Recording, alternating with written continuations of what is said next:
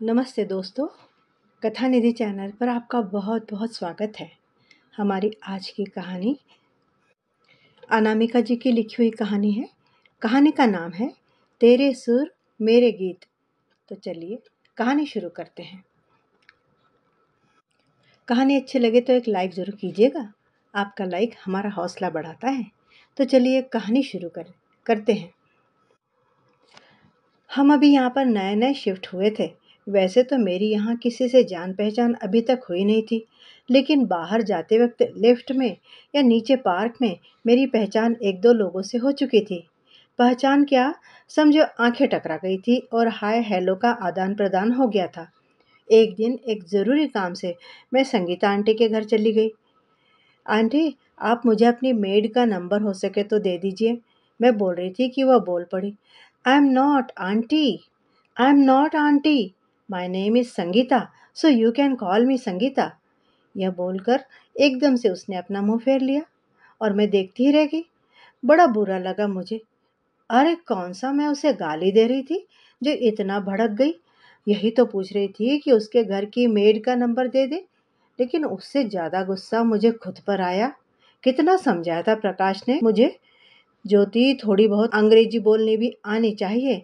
जगह जगह हमारा ट्रांसफ़र होता रहता है, जाने कौन सा पड़ोसी कैसा मिल जाए। इसीलिए कह रहा हूँ, इंग्लिश स्पीकिंग कोर्स का क्लास कर लो तुम। उस पर मैंने कहा था, नहीं सीखनी मुझे कोई इंग्लिश विंग्लिश, मैं तो हिंदी में ही बात करूँगी। जब हम ही हिंदी का अपमान करेंगे तो बाहर वाले क्या खा के इसकी इज्जत करेंगे। इसीलिए मैं तो भाई अपनी मातृभाषा हिंदी में ही बात करूँगी। जिसे बात करनी हो करे, वरना जाए अपने रास्ते। मैंने तनकर जवाब दे दिया था। लेकिन आज लगता है कि काश प्रकाश की बात मान ली होती। वैसे भी कोई भाषा सीखने में बुराई ही क्या है। इंग्लिश न जानने के कारण कितनी बार मैं अपने पति और बच्चों के सामने बेवकूफ़ बनी हूँ। कुछ उल्टा पुल्टा खा लेने की वजह से जब एक रोज़ आयुष के पेट में तेज दर्द शुरू हुआ, तब मैंने उसे दवाई देने की कोशिश की। तो लगा एक बार देख लो, दवाई बिगड़ तो नहीं गई, बेवजह लेने के देने पड़ जाएंगे। इसीलिए मैंने अपने बड़े बेटे विभोर से कहा, ज़रा देख तो बेटा, दवाई इंस्पायर तो नहीं हो गई। मेरी बात पर आयुष हंस पड़ा और अपना पेट पकड़ते हुए बोला, इंस्पायर नहीं मम्मी, एक्सपायर बोलते हैं, एक्सपायर।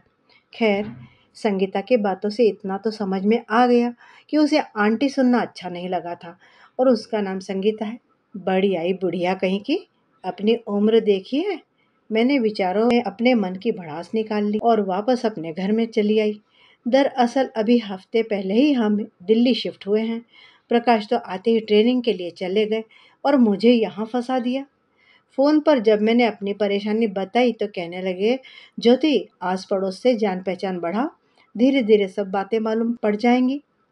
मैंने गुस्से में कहा था, हर 2 साल पर यही तो करती आई हूँ। उस पर हंसते हुए प्रकाश बोले, अब तुम्हें ही शौक है मेरे साथ नगरी नगरी द्वारे द्वारे घूमने का, तो मैं क्या करूँ।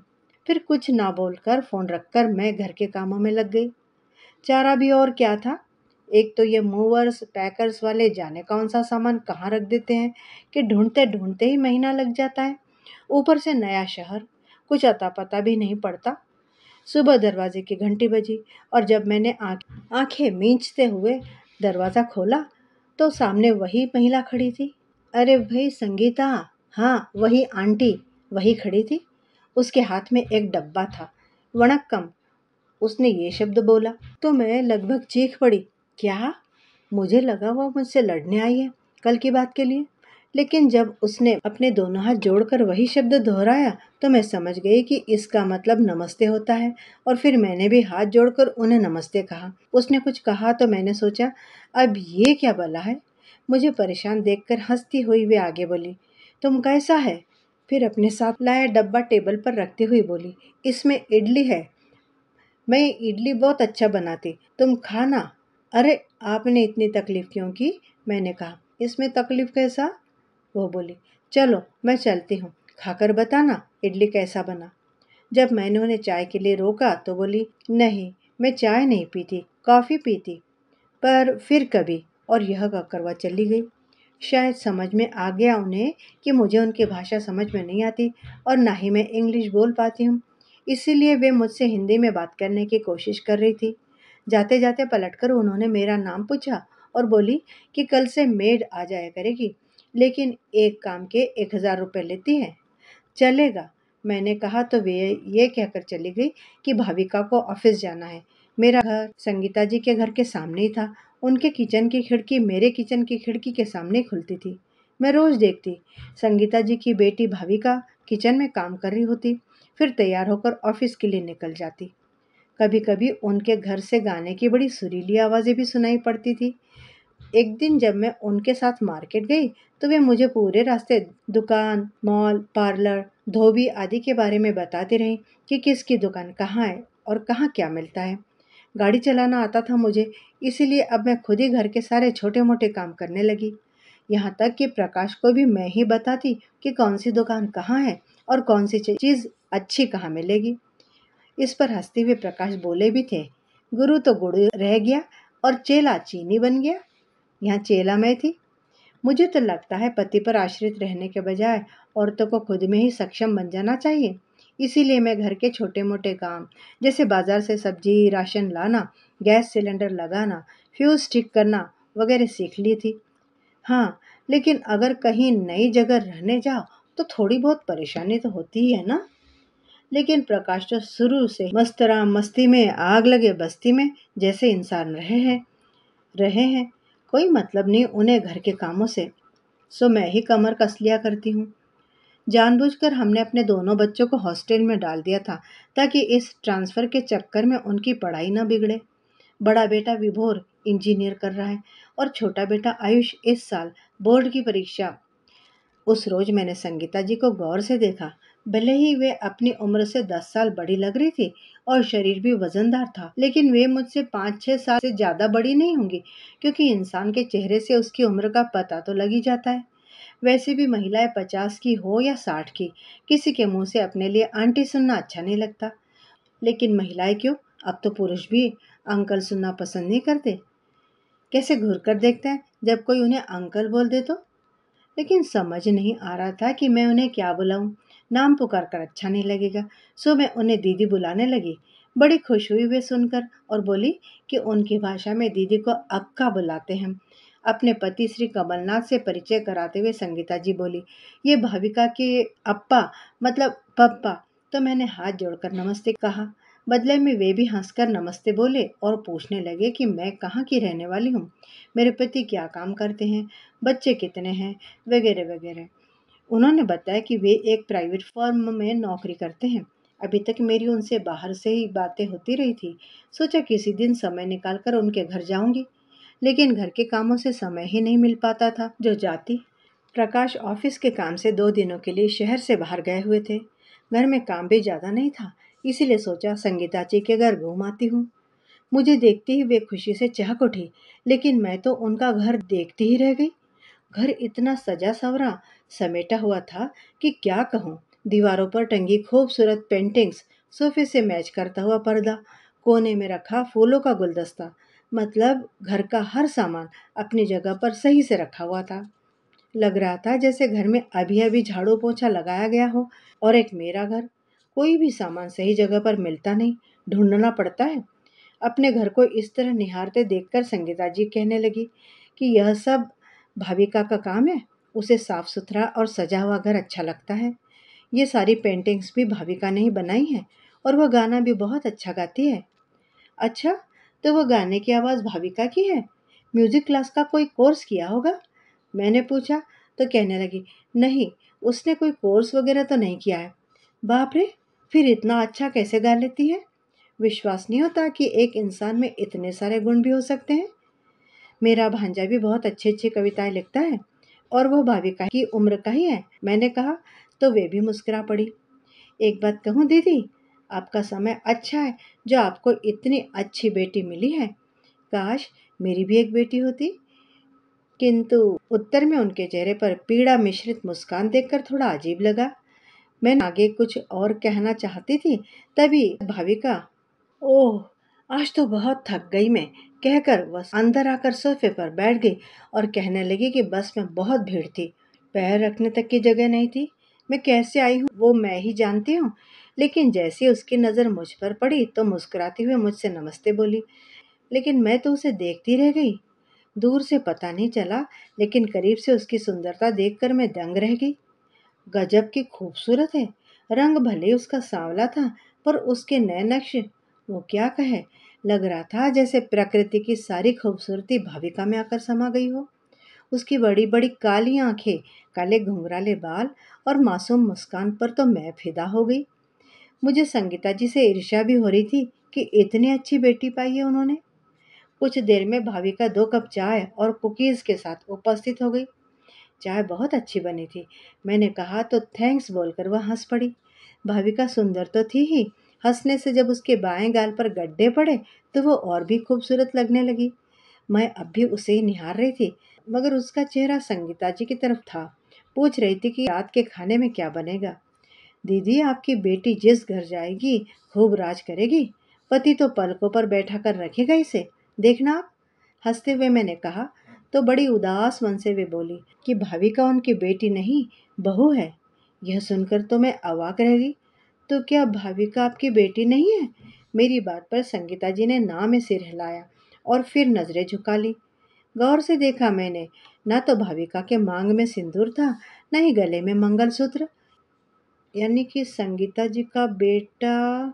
ओह, इतने कम उम्र में बेचारी विधवा हो गई। अपने मन में सोचकर मैं उदास हो गई और फिर बोली, सुनकर बहुत दुख हुआ जी कि आपका बेटा अब इस दुनिया में। वह जोर से चीख पड़ी, नहीं नहीं, मेरा बेटा जिंदा, कुछ नहीं हुआ उसे, वो तो जिंदा है। तो फिर आपकी बहू ऐसे कैसे, और आपका बेटा? मैं पूछ ही रही थी कि भाविका आकर सोफे पर बैठ गई और बातों का सिलसिला वहीं पर टूट गया। मैं समझ गई कि वे भाविका के सामने कुछ बात नहीं करना चाहती थी। मुझे भी रात के खाने की तैयारी करनी थी, सो मैं अपने घर आ गई।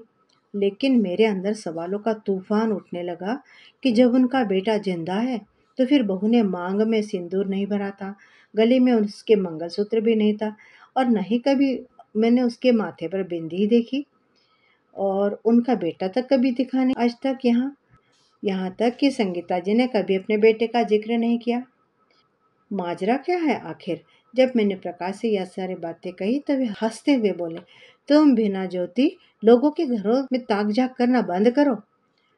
होगी उनकी अपनी कोई समस्या, जाने दो ना। ये बोलकर वे तो सो गए, लेकिन मेरे दिमाग में वही सब बातें चलती रही। दूसरे दिन और तीसरे दिन भी जब तक नहीं जान लो, तब तक मेरे दिमाग में वही बातें चलती रहेंगी कि जब भाविका उनकी बहू है तो बेटा कहाँ है और क्यों वो उनके साथ नहीं रहता। एक दिन संगीता जी बताने लगी कि वे और भाविका की माँ आपस में सहेलियां थीं। दोनों बच्चों को साथ खेलते देख एक दिन संगीता जी ने कह दिया था कि वे भाविका को अपनी बहू बनाएंगे। कुछ सालों के बाद कमलनाथ का दूसरे शहर में ट्रांसफर हो गया। इसी बीच बच्चे भी बड़े हो चुके थे। फिर वे लोग यहाँ दिल्ली में आ गए। एक दिन पता चला कि कार एक्सीडेंट में भाविका के माता पिता दोनों ही चल बसे। भाविका की जिम्मेदारी उसके मामा मामी पर आ गई। लेकिन ये जानकर संगीता जी को बहुत दुख हुआ कि उसके मामा मामी अपनी जिम्मेदारी से मुक्ति पाने के लिए भाविका की शादी एक शराबी और बेरोजगार लड़के से करवाने जा रहे हैं। संगीता जी को अपना वादा याद था, इसीलिए उन्होंने अपने बेटे गौरव की शादी भाविका से करवा दी। शादी के बाद भाविका अपने सास ससुर की लाडली बहू बन गई। लेकिन पति गौरव के दिल में वह अब तक जगह नहीं बना पाई थी। जानबूझकर गौरव बहाने बनाकर भाविका से दूर रहने की कोशिश करता। भाविका की किसी भी बात का वह सिर्फ हाँ और हूँ में ही जवाब देता। लेकिन भाविका को यही लगता कि धीरे धीरे सब ठीक हो जाएगा। मगर एक रोज संगीता जी के कमरे से आती तेज आवाज से जब भाविका वहां पहुंची तो देखा बाप बेटे में जंग छिड़ी हुई थी। कमलनाथ अपने बेटे पर गरज रहे थे और संगीता जी दोनों को चुप कराने की कोशिश कर रही थी। भाविका कुछ माजरा समझ पाती कि उससे पहले संगीता जी की आवाज से वह चौंक पड़ी। आखिर क्या खराबी है भाविका में? बोलना। पढ़ी लिखी सुंदर संस्कारी लड़की, तो और क्या चाहिए तुम्हें? उस पर गौरव ने कहा, उसे नहीं चाहिए सुंदर संस्कारी लड़की, क्योंकि वह किसी और से प्यार करता है और उससे शादी करने का वादा कर चुका है। इसीलिए उसे भाविका से तलाक जल्दी चाहिए। सुनकर भाविका सन्न रह गई थी। उसकी आंखों से आंसू रुक नहीं रहे थे। ये सोचकर कि फिर क्यों उसने उससे शादी करने से मना कर दिया था शुरू में ही। लेकिन यहाँ गौरव ने इसीलिए भाविका से शादी की क्योंकि संगीता ने उसे वार्निंग दे रखी थी कि अगर उसने उसकी बात नहीं मानी तो वह जान दे देगी, और मजबूरन गौरव को भाविका से शादी करनी पड़ी थी। लेकिन अब उसे किसकी परवाह नहीं, जिसे मरना है मरे, उसे तो भाविका से तलाक चाहिए था। संगीता जी ने बेटे के सामने हाथ जोड़े, उसके पैर तक पकड़ने को झुक गई, पर वो नहीं माना। कहने लगा अगर उसकी बात नहीं मानी गई तो वो कुछ कर लेगा। कौन माँ बाप चाहेंगे कि उनका बेटा मर जाए। शादी के 3 महीने भर भी नहीं हुए कि गौरव और भाविका का तलाक हो गया। आज मुझे एहसास होता है कि वह मेरी गलती थी, मुझे उसके साथ जबरदस्ती नहीं करनी चाहिए थी। अपने आंसू पोंछती हुई संगीता जी कहने लगी, दुख मुझे इस बात का है कि हमेशा हंसती, मुस्कुराती और खुश मिजाज रहने वाली लड़की को मैंने उदासी के आलम में धकेल दिया। दुख इस बात का भी है कि एक पराई लड़की की खातिर मेरे बेटे ने अपने माँ बाप के प्यार को, उनके त्याग को भुला दिया। खैर, जो भी हुआ बुरा ही हुआ, लेकिन अब मुझे ही सब कुछ ठीक करना था। इसीलिए हमने उसे आगे की पढ़ाई के लिए प्रोत्साहित किया और आज वह अच्छी सरकारी जॉब में है। गौरव बेटा है हमारा, उसका बुरा नहीं चाहेंगे कभी हम, लेकिन अब हमारा उससे कोई रिश्ता नहीं रह गया है। अब भविका ही हमारी संतान है। बोलकर संगीता जी ने एक गहरी सांस ली। लेकिन दीदी, अभी तो भविका की उम्र भी ज्यादा नहीं है, तो क्यों नहीं आप उसकी दूसरी शादी करवा देती हैं। कल को जब आप दोनों नहीं रहेंगे तब। मेरी बात पर वह बीच में ही बोल पड़ी कि चाहा उन्होंने यही था, पर भाविका शादी के लिए मना करती है, कहती है उसका शादी पर से विश्वास ही उठ गया है। कल तक भाविका के लिए जो मेरी फीलिंग थी आज बदल चुकी थी। तो बेचारी, एक तो उसके माँ बाप नहीं रहे, मामा मामी ने भी दुत्कार दिया, पति ने भी नहीं अपनाया। लेकिन इस बात की मुझे खुशी थी कि संगीता जी और उनके पति उसे अपनी बेटी की तरह प्यार करते हैं। हेलो दीदी, कैसी हो? और जीजाजी कैसे हैं? मेरी रक्षा दीदी का एक दिन अचानक फोन आया तो मैं खुशी से झूम उठी और बताने लगी कि प्रकाश का तबादला दिल्ली हो गया है। तो वे बोली कि हाँ हाँ पता है, पर उन्होंने एक खुशखबरी देने के लिए फोन किया था। कैसी खुशखबरी दीदी? वे बोली कि प्रशांत, मेरा भांजा, उसकी नौकरी लग गई है। क्या बात कर रही हो दीदी, प्रशांत की नौकरी लग गई? एक बड़ी कंपनी में लग गई है। बहुत बहुत बधाई हो आपको दीदी। मैंने दीदी को बधाई देते हुए पूछा कि किस जगह लगी है नौकरी उसे। तब उन्होंने बताया कि दिल्ली में ही लगी है।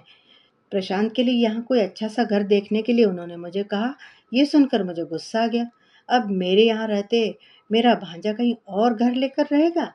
लेकिन दीदी कहने लगी कि मैं बेकार में परेशान होऊंगी। अरे, इसमें परेशान होने की कैसी बात दीदी? क्या प्रशांत मेरा भांजा नहीं है? उस पर दीदी ने हंसते हुए कहा कि वह अपनी माँ का कम, मौसी का ज्यादा लाडला है। हाँ तो फिर क्यों आप पराये जैसी बात कर रही हो? मैंने मुंह बनाते हुए कहा तो दीदी हंसते हुए बोली, ठीक है भाई, जो तुझे ठीक लगे। प्रशांत मेरा भांजा नहीं, मेरा बेटा है। याद है अपनी माँ से ज्यादा वह मेरे पास ही सटा रहता था, यहाँ तक कि सोता भी वह मेरे साथ ही था। प्रशांत को साग और कड़ी चावल बहुत पसंद है। आज मैंने उसकी पसंद की सारी चीजें बनाई थी। आते ही वह मेरी प्यारी मौसी बोलकर मेरे गले से लटक गया और मैंने उसे प्यार से सहलाते हुए पूछा, कैसा है मेरा बच्चा? देख लो, तुम्हारे सामने ही हूँ।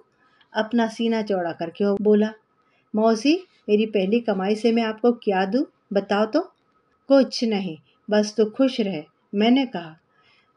वह रोज प्रकाश के साथ ही ऑफिस के लिए निकल जाता था और कभी बस से तो कभी ट्रेन से घर आ जाता था। लेकिन आते समय उसे बहुत परेशानी उठानी पड़ती थी, क्योंकि बस ट्रेन छूट जाने से उसे घंटों इंतजार करना पड़ता था।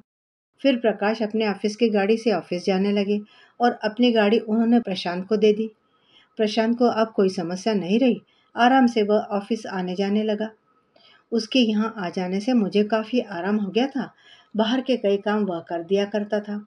उसके साथ जाकर मैं खरीदारी कर लेती थी। उस दिन संगीता जी को परेशान देखकर जब मैंने पूछा कि क्या हुआ, तो कहने लगी कि आज अभी तक भाभी का घर वापस नहीं आई है। अरे, तो आती ही होगी, आप चिंता मत करिए, मैंने कहा। लेकिन अब मुझे भी उसकी चिंता होने लगी थी, क्योंकि रात के 9 बज चुके थे और अब तक वह आई नहीं थी। वैसे भी दिल्ली अब लड़कियों के लिए सुरक्षित जगह तो रह नहीं गई है। तभी मैंने देखा, कंधे पर बैग टांगी वह चली आ रही थी। यह लो, आ गई आपकी भाविका। आप नहा के परेशान हो रही थी। लेकिन भाविका बताने लगी कि ऑफिस में ज़्यादा काम होने की वजह से उसकी बस छूट गई और दूसरी बस के इंतज़ार में घंटों लग गए। अगले दिन सुबह भाविका को मैंने परेशान देखा तो पूछा कि क्या हुआ। तब उसने बताया कि आज आंटी बस ऑटो की हड़ताल है तो ऑफिस कैसे जाऊंगी, ट्रेन भी निकल गई होगी अब तो अरे तो चिंता क्यों करती हो, प्रशांत भी तो जाएगा ऑफिस, वो छोड़ देगा, उसे भी तो ऑफिस जाना ही है ना। बोलकर मैंने प्रशांत को आवाज लगाई। वो तैयारी बैठा था ऑफिस जाने के लिए। दोनों गाड़ी में बैठकर निकल गए और मैं बाय बोलकर अंदर आ गई। जाने क्यों भाविका के लिए मुझे एक माँ जैसी फीलिंग आने लगी थी। अपनापन सा हो गया था उससे। हो भी क्यों ना, एक बेटी की तरह उसने भी तो मुझे थोड़ी बहुत इंग्लिश में बात करना सिखाया था। उस पर प्रकाश बोले भी थे, चलो देर आए दुरुस्त आए, सीख तो लिया ना तुमने इंग्लिश में बात करना। अच्छा ही है ना, साथ साथ उनकी भाषा भी सीख ली तुमने। लेकिन अपनी माँ वाली फीलिंग प्रकाश से तो मैं बिल्कुल भी शेयर नहीं करना चाहती थी, वरना कहेंगे ज्योति ज़्यादा इमोशन में मत आ जाना, क्योंकि 2 साल बाद यहाँ से भी हमें उड़नछू हो जाना है। दोनों का परिचय कराते हुए जब मैंने कहा था कि प्रशांत बहुत अच्छी कविताएं लिखता है और भाविका गाना बहुत अच्छा गाती है, उस पर हंसते हुए मजाकिया प्रशांत ने कहा था, तेरे सुर और मेरे गीत दोनों मिलकर बनेगी प्रीत। फिर अपनी ही बात पर वह सकपकाकर चुप हो गया और भाविका ने मुस्कुराकर अपनी नजरें झुका ली थी। मुझे भी हंसी आ गई थी। जब कभी भाविका की बस छूट जाती, वह प्रशांत के साथ गाड़ी में ऑफिस चली जाया करती थी और साथ में ही आ भी जाती। कोई मार्क करे या ना करे, लेकिन मैं देख रही थी। भाविका को देखते ही प्रशांत के चेहरे पर अजीब सी खुशी उभर आती थी। बहाने ढूंढता वह भाविका से बात करने का, चाहता कि मैं उसे अपने घर बुलाऊं या उसे किसी काम से उसके घर जाने को कहूं। कभी चाय के बहाने तो कभी पानी के बहाने वह किचन का फेरा लगाते ही रहता था, ताकि खिड़की से भाविका को देख सके। एक रोज किचन में खाना बनाते समय प्रशांत मेरे पीछे से मेरे गले से लगकर कहने लगा, मौसी कितना काम करती हो आप, थक जाती होगी ना, मेरी शादी हो जाने दो, सारा काम मेरी पत्नी किया करेगी और आप आराम करना। अच्छा, सच में? मैंने पलटकर पूछा। और तेरी बीवी मानेगी मेरी बात, कहेगी नहीं कि मैं क्यों करूं? आप मेरी शादी तो करवा दो, मतलब मेरा मतलब है हो जाने दो, फिर देखना कैसे मैं उससे काम करवाता हूँ। मैं देख रही थी कि बातें करते हुए उसकी नजरें सामने वाली खिड़की पर ही होती थी। एक दिन प्यार से कान मरोड़ते हुए जब मैंने उससे पूछा कि क्या छिपा रहा है तू मुझसे, तो कहने लगा कि वह भाविका से प्यार करता है। और भाविका, क्या वो भी तुमसे? मैंने पूछा तो सिर झुकाकर उसने कहा कि उसे नहीं पता, पर वह उससे प्यार करता है। जानकर खुशी से मैं गुदगुदा गई। भाविका और प्रशांत दोनों की जोड़ी कितनी सुंदर लगेगी। लेकिन दूसरे ही पल यह सोचकर सिहर उठे कि दीदी दीदी कभी भी इस रिश्ते को अपनी स्वीकृति नहीं देंगी। वे भाविका को कभी भी अपनी बहू स्वीकार नहीं करेगी। लेकिन प्रशांत कहने लगा कि वह शादी करेगा तो भाविका से, वरना किसी से भी नहीं।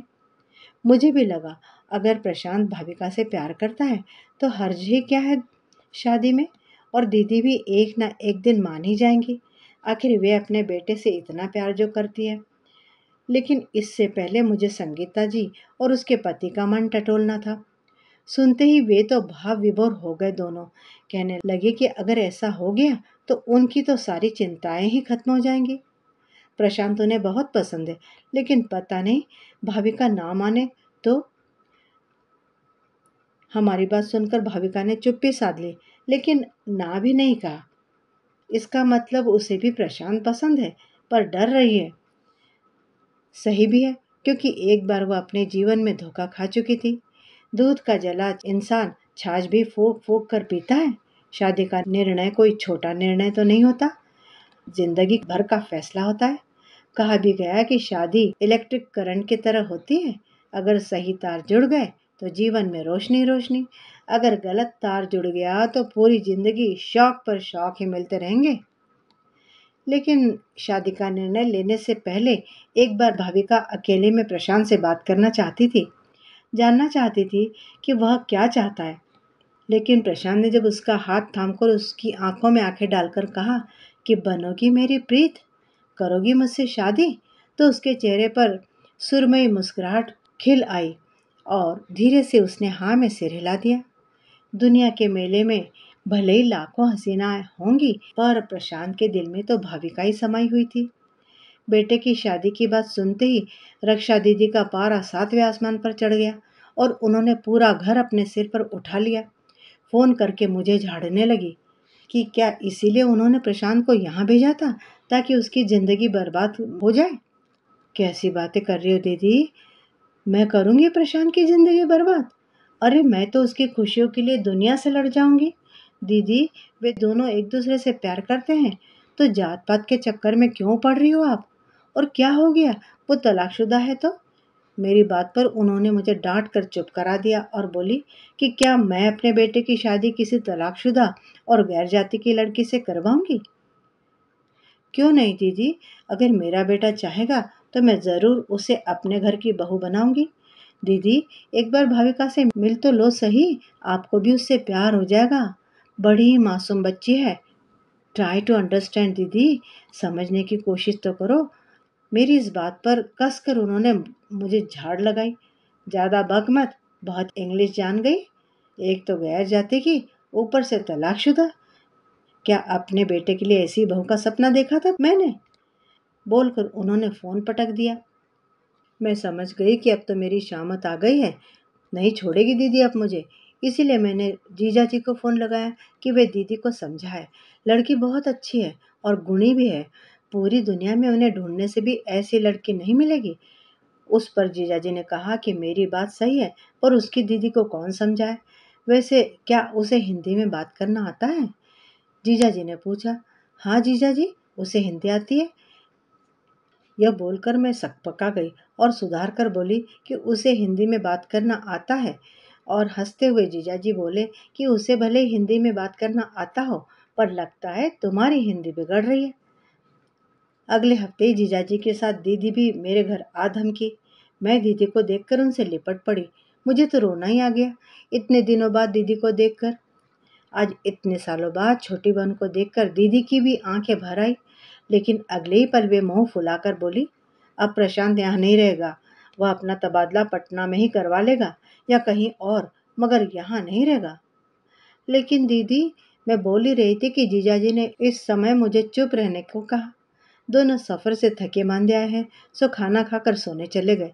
लेकिन मेरे मन में एक धुक धुकी सी लगी हुई थी कि जाने अब क्या होगा, क्योंकि प्रशांत का फैसला तो मैं सुन ही चुकी थी। अगर दीदी ने उसके साथ जबरदस्ती करने की कोशिश की तो वह अपनी जान दे देगा। जो भी हो, पर मैं प्रशांत के साथ थी। लेकिन दीदी का अगला कदम क्या होगा, नहीं पता था मुझे। बेचारे जीजाजी, उनकी चलती कितनी है दीदी के सामने। वैसे भी वे भीगी बिल्ली बनकर रह जाते हैं दीदी के सामने। दीदी तो गुस्से में मुझे कच्चा चबाने पर आमादा थी, लेकिन मैं उनसे बची बची फिर रही थी। लेकिन बात तो करनी थी कैसे भी करके। क्या बच्चों की खुशियों से बढ़कर जात पात या ऊंच नीच है? क्या हुआ अगर भाविका तलाकशुदा है तो? हमारे पिताजी ने भी तो हमारी माँ से दूसरी शादी की थी, जब उनकी पहली पत्नी उन्हें छोड़कर चली गई थी तब। क्या हमारे पिताजी माँ को ब्याह कर नहीं लाए थे? फिर एक औरत के लिए समाज का रवैया अलग क्यों बन जाता है? मैंने कहा। लेकिन फिर भी दीदी को मेरी बातों से कोई फर्क नहीं पड़ा। वे वैसे ही अपनी जिद पर अड़ी हुई थी। मुझे गुस्सा आ गया, इसीलिए मैंने प्रशांत से बोल दिया कि वह भाविका को भगा कर ले जाए और ब्याह कर ले उससे। बाद में जो होगा देखा जाएगा। पर माँ का लाडला बेटा ऐसा भी करने से मना कर रहा था। तो फिर क्या किया जाए, बता। क्योंकि तेरी माँ तो कुछ सुनने को तैयार ही नहीं है, और तू है कि माँ के आशीर्वाद के बिना शादी नहीं करेगा, तो बैठा रहा उम्र भर कुंवारा। यह बोलकर मैं दनदनाती हुई कमरे से बाहर निकल ही रही थी कि देखा, दीदी बाहर खड़ी हमारी बातें सुन रही है। उन्हें देखकर मैं डर से कांप उठी कि अब मेरी खैर नहीं। लेकिन उन्होंने कड़कती आवाज में कहा, कल उस लड़की को चाय पर बुलाओ, मिलना चाहती हूँ मैं दंग थी। एकदम से काया पलट कैसे हो गया? मैंने झट से संगीता जी को फोन लगाया, लेकिन वे रिक्वेस्ट करने लगी कि हम सब उनके घर आ जाए चाय पर। यह भी ठीक है, मैंने सोचा। अगली शाम हम उनके घर पे बैठे हुए थे। दीदी ने जाना कि दीवार पर टंगी हुई सारी पेंटिंग्स भाविका ने ही बनाई हैं, तो वे एकटक दीवार पर टंगी पेंटिंग्स को निहारने लगी। लेकिन जब भाविका ने उनके पाँव छुए, तो अकबकाकर वे उसे देखने लगी, और जब उन्होंने उसे देखा, तो देखती ही रह गई। कुछ देर उनकी नज़रें वहीं भाविका पर ही ठहरी सी रह गई। एक-एक कर भाविका की सारी खूबियाँ जानने के बाद तो वे भाविका को बहू बनाने के लिए एकदम उतावली हो गई। कड़क आवाज़ में बोली, "मुझे यह रिश्ता मंजूर है।" दीदी की इस बात पर हम सब खुशी से झूम उठे और एक दूसरे को मिठाई खिलाने लगे। मैंने प्रशांत को चिकोटी काटी और फुसफुसाते हुए कहा, खुश है ना? उसके सुर और तेरे गीत एक हो गए हैं। लेकिन शादी के बाद मुझे भूल मत जाना। प्रशांत ने कान पकड़कर कहा कि कभी नहीं। सगाई के कुछ ही दिनों बाद भाविका और प्रशांत एक हो गए। तो मित्रों, ये थी एक प्यारी सी कहानी अनामिका जी की लिखी हुई। उम्मीद करती हूँ कि आपको अच्छी लगी होगी। एक लाइक, कहानी के बारे में अपनी राय, और चैनल पे नए हो तो चैनल को सब्सक्राइब ज़रूर कर दीजिए। कहानी सुनने के लिए बहुत बहुत धन्यवाद।